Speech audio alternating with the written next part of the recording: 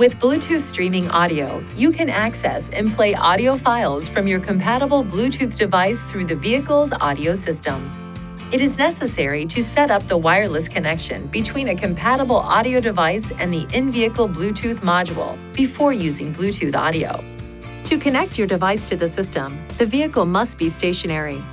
Press the menu button, touch Connections, Devices, then Add New. Operate your Bluetooth device as guided by the system to complete the process. The connecting procedure varies according to each cellular phone model. See the cellular phone manufacturer's owner's manual for details.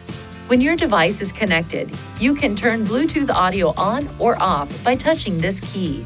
Press the audio button and touch Bluetooth audio to access the Bluetooth audio mode controls from the screen. Use these keys to choose your selection. Please be aware that the Bluetooth audio player may not be available immediately after starting the vehicle. Please allow a short time for the paired phone's phone book to update before selecting or pairing a Bluetooth audio player. In some cases, the sound quality is compromised through the Bluetooth connection. If you have this experience, we recommend using the USB audio input.